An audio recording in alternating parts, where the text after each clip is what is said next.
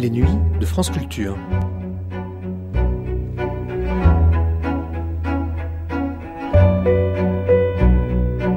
France Culture la nuit, une mémoire radiophonique.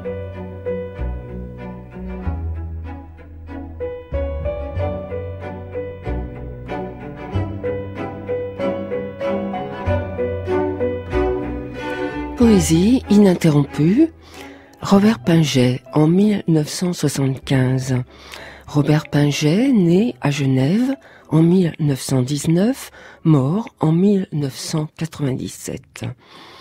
Il avait reçu le prix des critiques pour Inquisitoire en 1965.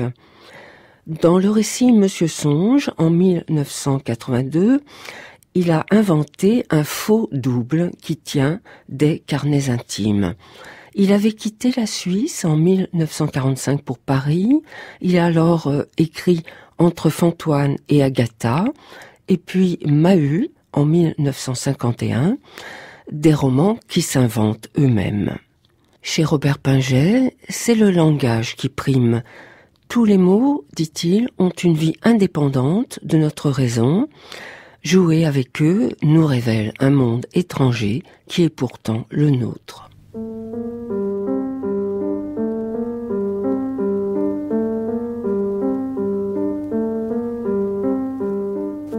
On m'a invité à vous lire des pages de mon travail.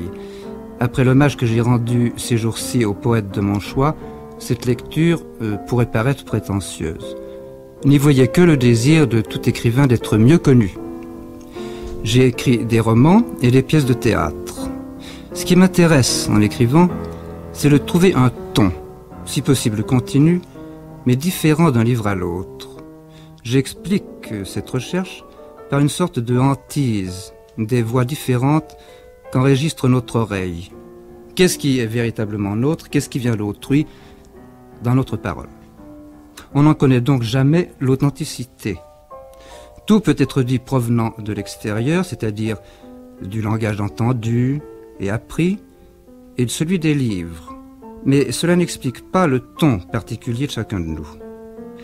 Les recherches que je fais pourraient donc être théoriques, mais je découvre que quelle que soit l'illusion que je cultive au cours d'un ouvrage, d'extérioriser autre chose que le ton qui m'est familier, lorsque, par exemple, je me parle à moi-même, je retombe néanmoins sur un dénominateur commun, quelque chose qui m'est particulier. Ce ne sont pas seulement les inflexions et l'accent qui me sont propres, c'est aussi, ou surtout, le vocabulaire, la syntaxe, la façon d'aborder le sujet, bref, la rhétorique, qui provient d'une certaine vision du monde. Si on m'a fait l'honneur de m'inviter parmi les poètes, c'est qu'on reconnaît aujourd'hui que la poésie n'est pas seulement le fait d'écrire en vers, mais surtout celui d'inventer un langage neuf, avec tout ce que cela comporte d'amour des mots, de souci de l'esthétique et de l'effort de renouvellement des images. On peut ainsi, du moins je l'espère, n'avoir écrit que des romans et du théâtre et être un poète.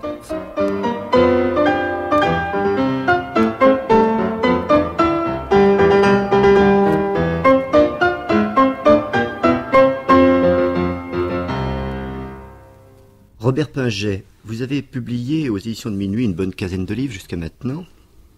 Je ne vais pas tous les citer, mais je voudrais tout de même en citer quelques-uns qui me paraissent des repères, si vous voulez, dans ce long parcours. Maheu et le matériau, où je crois que toutes les clés finalement dont on va discuter et débattre sont données, si on lit un peu attentivement. Puis Graal Flibuste, qui est un autre repérage. La série des 3 livres Quelqu'un, Le Libéra, Passacaille, qui me semble aussi se rassembler tous les 3 dans un autre registre, et puis certaines pièces de théâtre. Dans ces quinzaines de volumes, il y a effectivement le partage entre des romans, donc faits pour être lus, et des pièces de théâtre faites pour être dites. Alors je voudrais tout de suite revenir sur ce qui me paraît fondamental dans cet ensemble de livres, c'est le rapport à la voix. Vous l'avez prononcé plusieurs fois dans ce que vous venez de dire, et c'est un rapport qui se manifeste déjà dans la liste de vos livres. Certains sont faits pour être lus, donc inscrivent un rapport à l'œil du lecteur d'une certaine façon, et d'autres sont faits pour transiter par la voix d'un autre, des pièces de théâtre, des dialogues. Alors déjà, moi, il y a une première remarque qui me vient à l'esprit, enfin qui m'est venue à l'esprit tout à l'heure en venant, c'est que cette voix qui est la zone fragile en quelque sorte de vos livres, une espèce de territoire vulnérable et menacé par le travail de l'écriture, est en même temps un territoire dont on ne peut pas faire l'économie, qu'on habite quand on écrit, enfin quand vous écrivez, pas en faire des généralités, mais on va bafouiller un peu comme Mahut. Ouais, quel dégoût. Alors moi, je me suis dit qu'au fond, nous étions un peu déjà des personnages de vos livres. D'une certaine façon, on va bricoler de la voix, et je crois que c'est un terme, enfin en tout cas le terme excellent. Bafouillage qui revient chez Mahut, enfin, cette espèce de maladresse dans la voix, qui essaye de se réinscrire après dans l'oreille d'un lecteur, d'un auditeur, qu'on ne connaît pas, et qui va essayer de retrouver là-dedans quelque chose. Bon, ça c'est une première remarque que je voulais donner comme ça en introduction, parce que je crois que si déjà on peut essayer de bafouiller aussi bien que Mahut, on n'aura pas perdu notre temps. Bon, alors, cette question de la voix, moi c'est un peu à travers ça que j'ai lu l'ensemble de vos livres. Alors, je dis tout de suite que c'est peut-être une lecture un peu particulière, certainement très subjective, mais il me semble que la fonction de la voix est absolument fondamentale. Et que finalement c'est un des ressorts essentiels de tout cet ensemble d'ouvrages. C'est-à-dire que y a un rapport voix ou parole et écriture qui est manifesté d'une façon très explicite entre le personnage du narrateur et le personnage de l'écrivain. Bon, j'avais dit tout à l'heure qu'il y a déjà l'alternance des livres, certains livres qui sont faits pour être lus, donc écrits, et d'autres qui sont faits pour être parlés. Il y a, dans un second temps, ce rapport, je ne sais pas comment l'appeler, dialectique, paradoxal, impossible, où chacun empêche l'autre, finalement, de fonctionner dans son registre. L'écrivain empêche au narrateur de parler, et en même temps le narrateur essaye de parler, mais ça s'écrit. Oui. Donc ça me paraît très problématique, ce rapport. Mais ce que je trouve intéressant, c'est que c'est ça vous racontez. Si je prends le premier livre, Mahut ou le matériau, et d'ailleurs le titre lui-même est intéressant à ce niveau-là, parce que Mahut, c'est le narrateur, c'est celui qui parle, qui essaye de parler, et le matériau, est-ce que c'est celui qui va empêcher Mahut de parler? Est-ce que c'est le matériau d'écriture? Ou est-ce que c'est Mahut lui-même qui est un matériau pour l'écrivain? Enfin, on est déjà dans le titre en pleine ambiguïté, et en pleine difficulté, dans ce rapport qui me paraît presque impossible. Alors on retrouve dans tous vos livres, donc il y a Mahut l'attirail dans Mahut ou le matériau, il y a Baga le ministre et le roi, il y a Martin Mortier je crois, enfin, il y a toujours un rapport entre deux personnages qui se détruisent l'un l'autre et qui finalement peut-être se détruisent l'un l'autre mais permettent que le livre s'écrive, ce qui quand même n'est pas rien. Donc ça me paraît intéressant.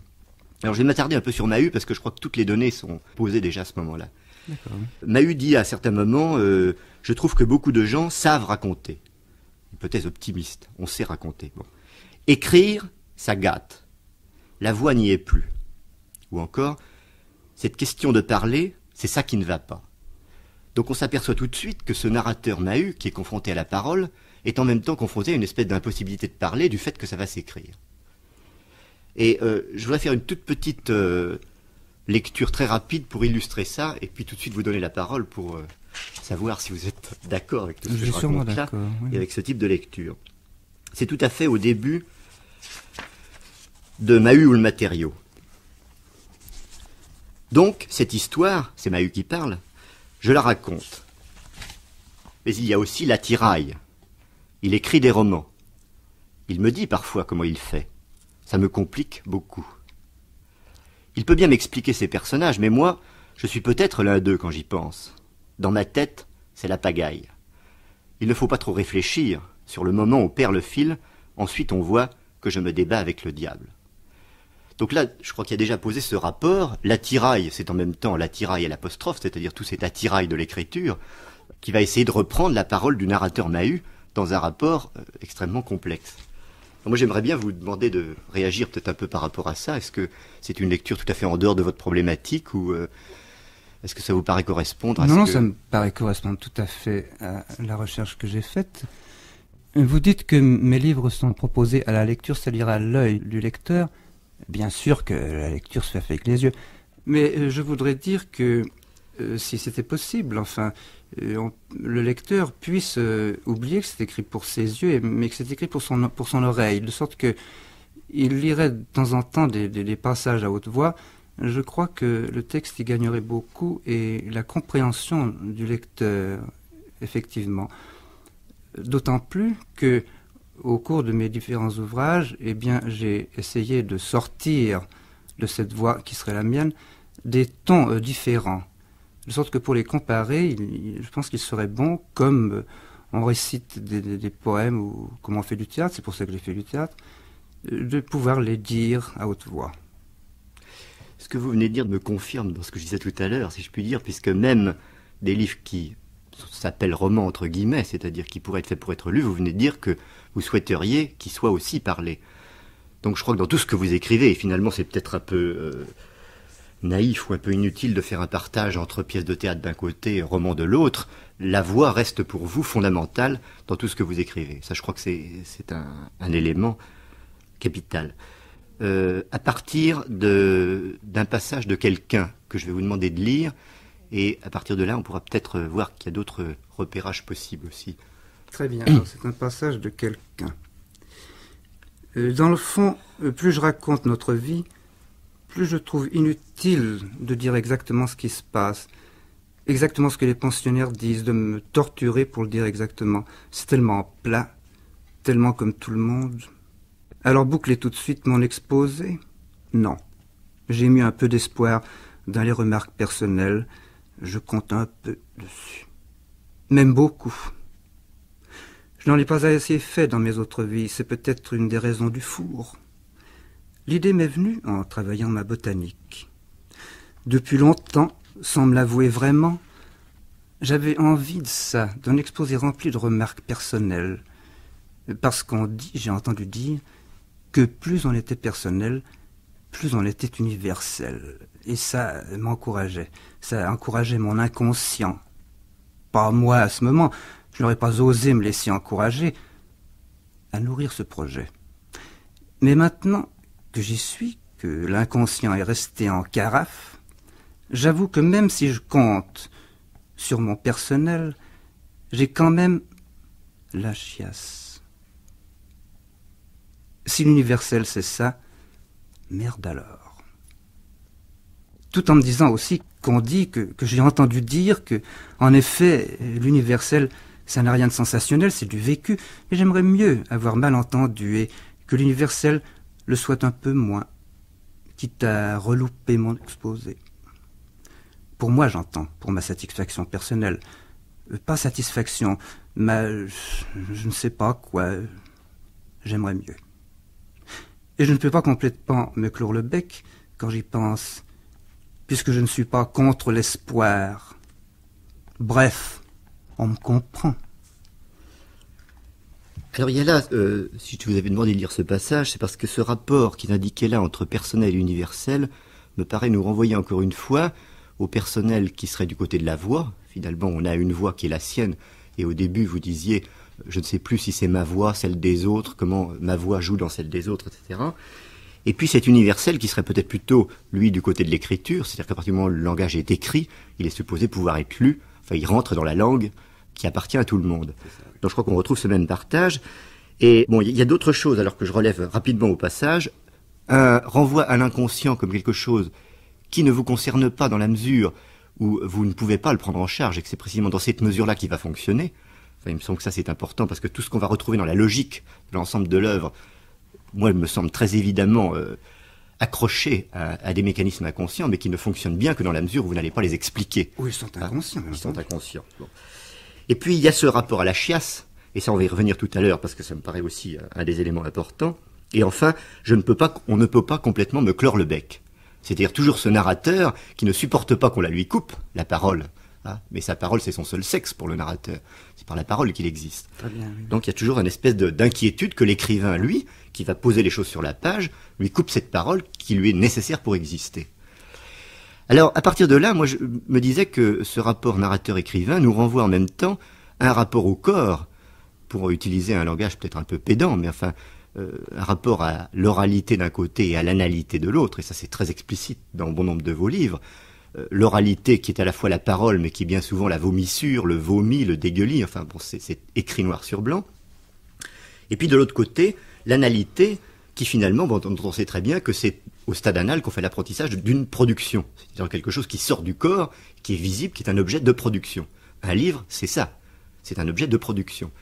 Alors, il me semble qu'il y a non seulement narrateur-écrivain dans la fiction, mais il y a en même temps ce renvoi au double registre dans le corps, de la voix d'une part, renvoyant à l'oralité, peut-être au discours de la mère, etc., il ne faut pas rentrer dans les détails, et d'autre part à l'analité, c'est-à-dire à une production de quelque chose de rejeté hors du corps. Je voudrais m'arrêter là un moment parce que j'ai tendance à théoriser un peu, mais est-ce que ça vous paraît coller, ça? Juste. Oui, ça colle, ça colle absolument. J'adore vos écrits et spécialement ce que vous avez écrit là-dessus. Et je suis tout à fait d'accord. Je crois que je n'ai rien à rajouter. Enfin. Mezza voce, j'avais appelé ça. Oui, c'est très joli, bien, effectivement. C'était la voix qui me paraissait le point de repérage. Au ton que j'ai habituellement, je suis incapable de hausser le ton. C'est très ennuyeux pour le micro parfois. Mais... Alors il y a d'ailleurs, enfin pour tout de même justifier un peu tout ce que je raconte, il y a une petite phrase comme ça, je crois que c'est dans quelqu'un, qui me paraît, mais vraiment indiquer ça d'une manière très précise. Trouver le mot juste, trouver exactement le mot, c'est divin. Je dois dire en passant que c'est souvent le mot caca qui est le plus précis. C'est-à-dire qu'à la limite, c'est le livre qui est précis. Cette espèce de production rejetée hors de vous, hors de la parole, qui tombe, qui va être lue par d'autres, qui vous échappe, finalement, c'est ça qui va être précis et qui va faire une quinzaine de livres. Donc là, je crois que c'est vraiment, on voit dans la fiction et dit par les personnages d'une manière tout à fait évidente, quelque chose qui a un rapport tout à fait direct à ce qui se passe dans le travail du livre. C'est drôle qu'à propos d'une boutade, vous puissiez faire un pareil développement, mais c'est tout à fait exact. Enfin, ce caca qui revient à toutes les pages de quelqu'un, du moins au début, qui pour moi n'était qu'une boutade. Je m'intéresse beaucoup au fait que vous en fassiez un développement qui corresponde à la technique même et à la facture du livre. Ça m'intéresse beaucoup.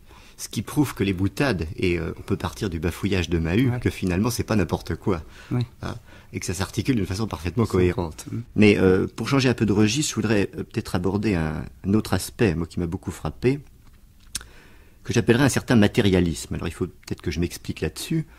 C'est-à-dire que, par rapport à des écritures qui peuvent paraître très intellectualisées, qui peuvent paraître explicatives d'elles-mêmes, un développement presque théorique dans la fiction même, enfin bon, par rapport à ça, et vous démarquant complètement, bien évidemment, de la fiction traditionnelle, psychologique, enfin du roman classique, vous faites référence à un terroir, à une terre, à des racines, à un village campagnard, enfin, même à un langage qui est matériel. Un langage parlé qui est vraiment le langage qui pourrait être parlé dans une campagne, enfin qui est un langage très, très enraciné dans la terre.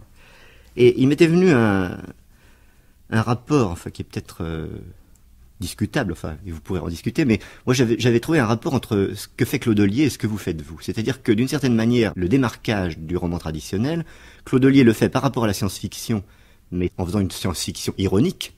C'est pas du tout une science-fiction à plat, c'est-à-dire qu'il y a un espèce d'écart entre la science-fiction et ce qu'il fait, et de la même manière, vous, par rapport au terroir, et à ce qui pourrait être un roman réaliste, tout à fait traditionnel, où on raconte ce qui se passe dans une campagne, vous faites aussi cet écart qui fait que ça devient, une littérature contemporaine, quelque chose d'autre.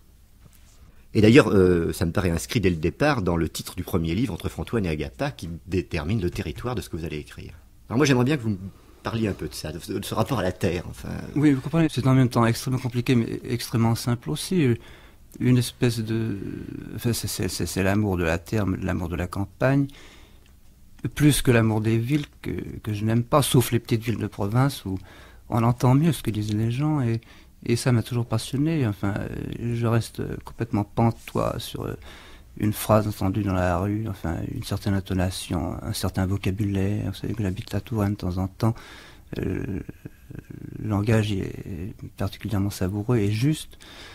Et alors, probablement que c'est ça, cet amour de la terre que j'ai eu dans mon enfance, ayant été élevé à la campagne. Puis ensuite, 20 ans de Paris, ça faisait un peu trop. Et alors, je me suis réexilé en Touraine où je passe la moitié de la semaine. Alors, tout simplement, on pourrait dire que c'est cet amour de la terre que j'ai dans le sang. Voyez-vous, quoique j'ai horreur de gratter mon jardin, c'est plutôt le contact avec les gens qui y vivent. Sûrement, oui, parce que quand on est tout seul là-bas, on s'en kikine, bien sûr. Oui. Mais vous avez un rapport donc avec ce parler de terroir. Enfin, c'est pas les gens. Oui, bien sûr, j'ai les voisins qui me parlent, et puis rien que de se promener dans une petite ville de province, eh bien, c'est très réjouissant. Enfin, outre la beauté du paysage, très difficile d'oublier les couchers de soleil, d'oublier la beauté de la campagne. Non, j'en ai besoin, c'est une chose que j'aime beaucoup et je suis beaucoup plus un campagnard qu'un citadin. Oui. Parce que vous avez dit tout à l'heure un vocabulaire de la campagne, juste, savoureux.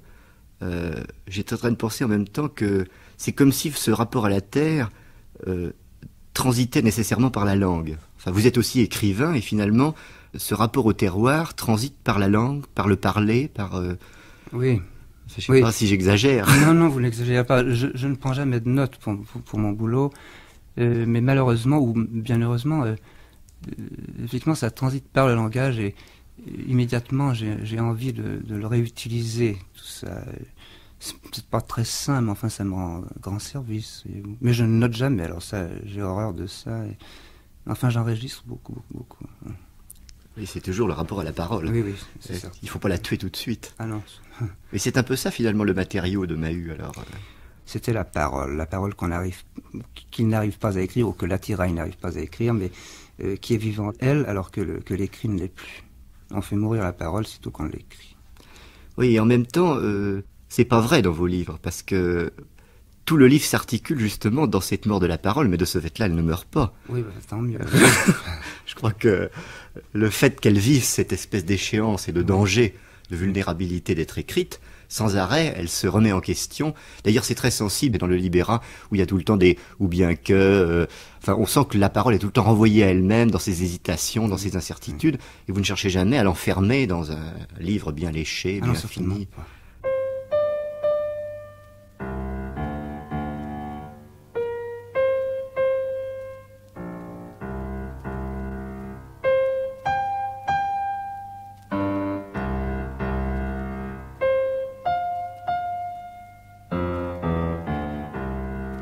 Bon, alors on peut peut-être... on parlait de l'attirail à l'instant. Alors moi j'ai envie de m'attarder un peu sur ce personnage parce que il me paraît tout à fait fondamental de tout l'ensemble. L'attirail, on le voit apparaître dès le départ, des Mahut, et c'est un personnage qui est censé écrire des romans.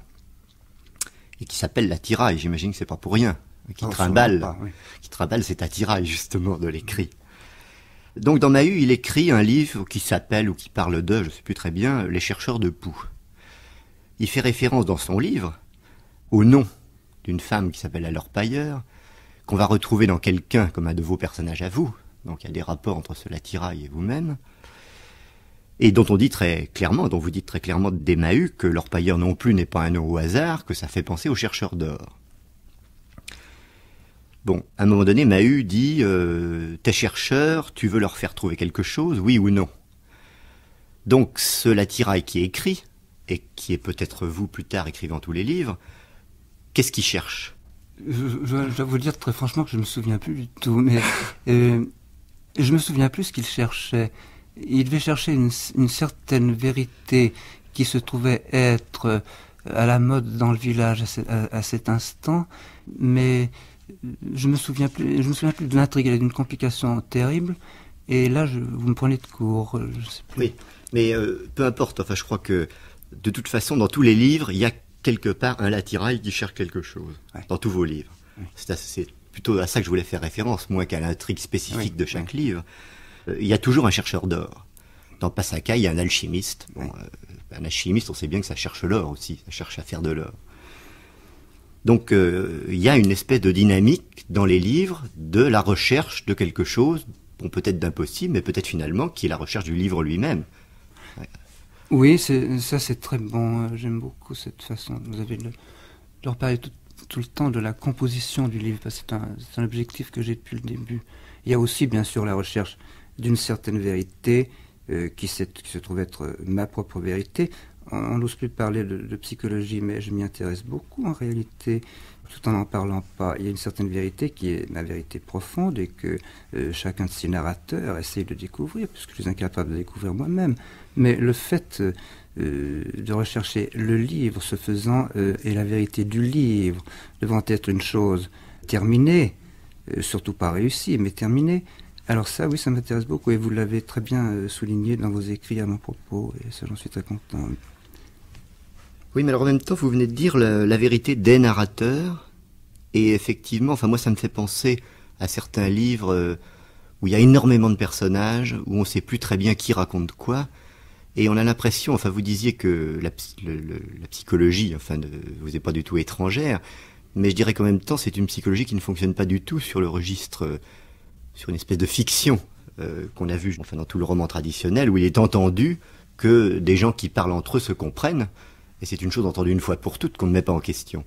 Or, vos narrateurs, recherchant leur vérité à chacun, qui est probablement différente pour chacun, ne se comprennent pas du tout. Ah non, ils se perdent dans cette espèce de rapport. Ah, donc je crois que c'est une psychologie d'un autre ordre, un peu. Probablement, je ne sais pas comment elle s'appelle, c'est une certaine vérité qui m'est personnelle. Je ne sais pas si ça s'appelle de la psychologie, en effet, vous avez peut-être raison. Mais je ne pense pas que c'est un élément qu'on puisse complètement exclure de ce que je fais, parce que ce que je fais a tout de même un sens, pour moi, qui est très profond, et ça n'est pas un élément du verbiage, c'est ce que je veux dire, voyez-vous. Bien sûr. Et que le lecteur doit pouvoir découvrir très, très, très aisément, car je dis des choses très quotidiennes, et en fait, qui me touchent personnellement. Alors ça, je voudrais m'y arrêter un peu à ça, parce que c'est tout de même, après tout, il y a les auditeurs qui nous écoutent en ce moment. On a de coutume de dire, et puis c'est vrai pour le nouveau roman, pour des tas de choses, que c'est une littérature difficile, voire illisible. Or, moi, je dois dire que quand j'ai lu vos livres, il y a des passages où j'ai vraiment ri, où je me suis marré, où il y a des choses drôles, où je vois pas où est la difficulté de lire ce genre de livre. Sinon, peut-être effectivement qu'on n'a pas les repérages traditionnels de savoir exactement ce que pense tel personnage à un instant donné. Mais en dehors de ça, la matérialité de la langue est simple, elle est presque paysanne, les mots que vous utilisez sont compréhensibles par tout le monde. Alors, où serait la difficulté ? Oh, elle provient d'une espèce de mode que nous avons aujourd'hui, de ne pas me présenter les thèmes tout uniment, et tout simplement, j'aime beaucoup les entrecroiser, mais ça, sitôt qu'on a repéré la petite combine, c'est facile à déceler, et bien on va pouvoir entrer justement dans le langage qui est le plus simple qui soit, et qui, étant donné qu'il s'agit d'une recherche dont on sait pertinemment qu'il n'aboutira pas, débouche automatiquement et tout le temps sur l'humour et sur la plaisanterie, puisqu'on sait qu'on n'y arrive pas et qu'on continue. Alors ça, c'est absolument marrant. Et, ouais, rien que d'en parler, ça me fait rire. Oui. Et c'est d'autant plus marrant, enfin, tous les sens du terme, que vous me disiez tout à l'heure, que, bon, vous aviez eu l'expérience de lecture de vos textes, même par des adolescents ou par des enfants, enfin, que finalement, par un plombier, je crois. Enfin, oui, ce ne sont donc pas des textes difficiles en valeur absolue. Bon, on peut rentrer dedans d'une façon relativement facile, à condition peut-être, comme vous dites, d'accepter que les choses ne fonctionnent pas exactement comme on a l'habitude de les voir fonctionner. Exactement, ils correspondent à la sensibilité de tout le monde, et c'est ça l'important. Voilà. Et ma sensibilité est celle de tout le monde. Elle est un petit peu plus travaillée, c'est entendu, mais enfin, je me suis aperçu que, quel que soit le lecteur, il peut marcher parfaitement et rire et pleurer si ça lui fait plaisir, mais je crois qu'ils sont fondés sur là-dessus, une chose profonde. D'ailleurs, on pourra peut-être y revenir tout à l'heure un petit peu sur cette question du comique, de l'ironie. Enfin, moi, ça me paraît un registre très intéressant de voir comment ça fonctionne. Parce que c'est vrai que dans tous vos livres, il y a ça. Il y a cette espèce d'élément... Je pense que ce sera très difficile à expliquer. C'est une façon d'appréhender les choses, de les comprendre, de voir le défaut immédiatement. Mais je ne sais pas si je pourrais véritablement m'étendre sur ce domaine. Oui. Parce que l'ironie, elle vous vient malgré vous, voyez-vous.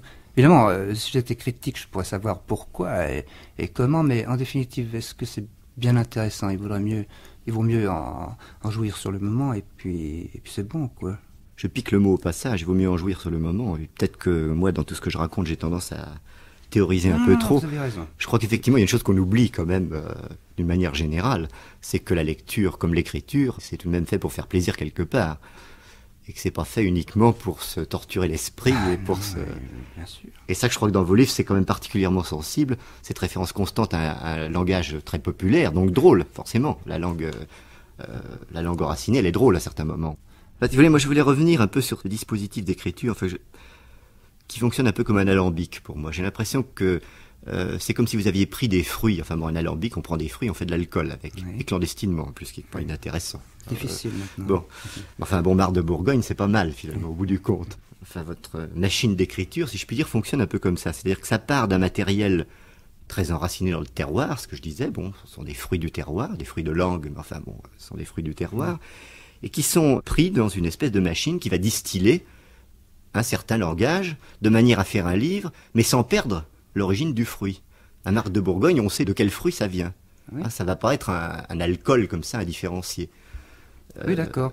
Mais alors justement, à ce moment-là, l'humour naîtra, étant donné que je travaille mes textes énormément, il naîtra presque malgré moi, en malaxant les mots, en les ajustant les uns aux autres, en les comparant les uns aux autres, en les opposant les uns aux autres, et c'est ce qu'on appelle le jeu de mots, tout bêtement. Voilà. Quoi. Alors là, c'est un immense plaisir, mais par le texte lui-même, par les mots venant, je peux les arranger d'une certaine façon, et pouf, l'humour jaillit. Hein? Il n'est pas calculé d'avance. Non, du tout, jamais, ça fait l'humour, c'est impossible.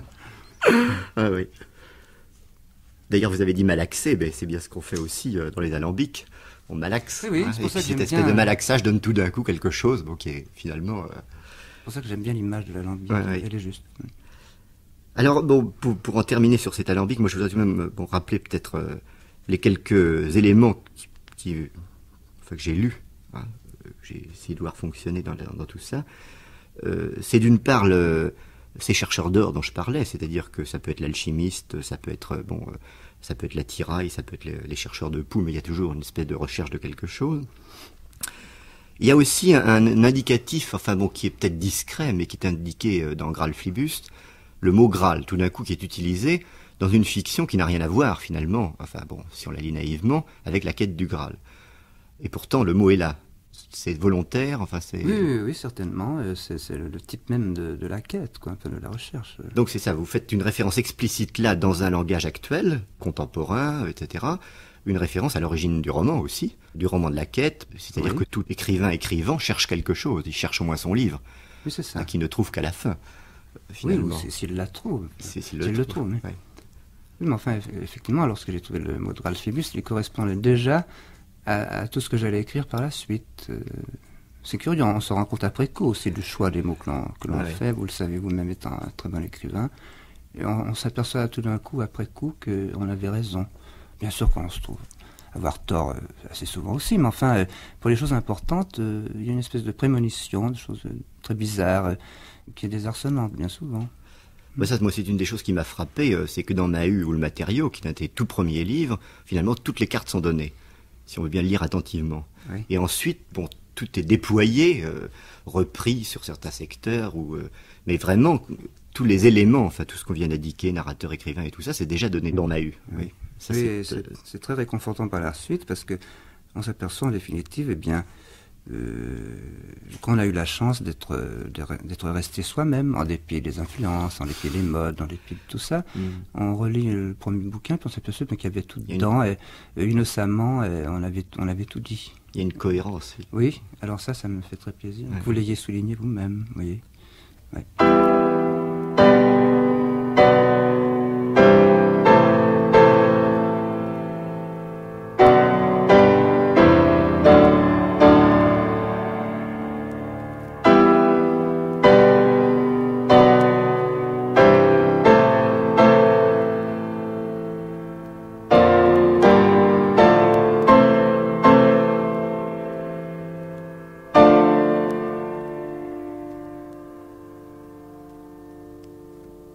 Bon, alors, je termine rapidement sur ces fameux alambics. Moi, il y a un autre élément de l'alambic qui m'a paru très intéressant. C'est un objet qui fonctionne par absence. Alors, évidemment, dans quelqu'un, c'est évident. Il y a un bout de papier perdu qui est peut-être en même temps le livre de l'écrivain.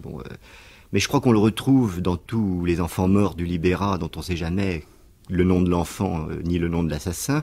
Qu'on le retrouve dans le mort de Passacaille, qui est un faux mort, puisque c'est un épouvantail. Que finalement, un peu partout, on retrouve un élément qui fait fonctionner l'ensemble du livre. Dans quelqu'un, je ne vais pas lire le texte, mais dans quelqu'un, il y a un rapprochement très précis entre le papier manquant et l'épouvantail chez le voisin, qui déjà annonce l'épouvantail de Passacaille. C'est peut-être l'or de l'alchimiste, d'ailleurs, qui fait fonctionner la machine. Qui serait, en définitive, tout compte fait, cette parole introuvable et qu'on n'arrive pas à exprimer...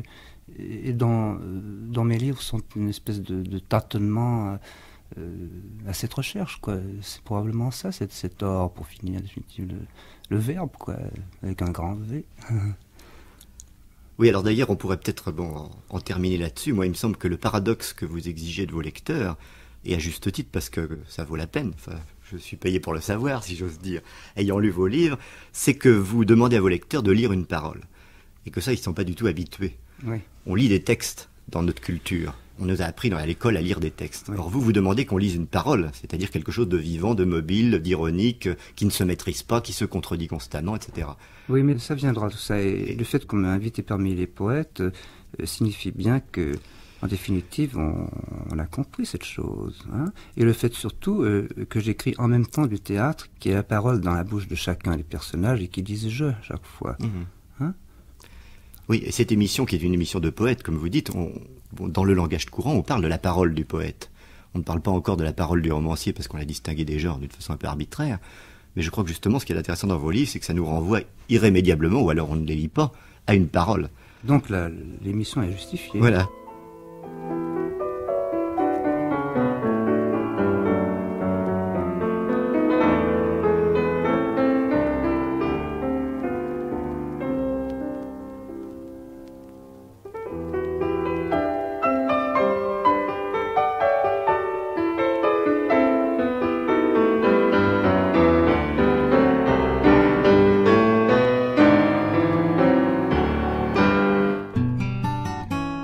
Cette émission a été diffusée pour la première fois le 16 novembre 1975.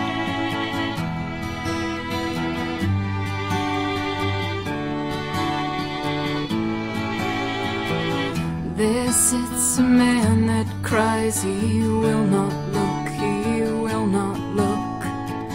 If I give you my eyes, would you see him? I gave you everything, but you didn't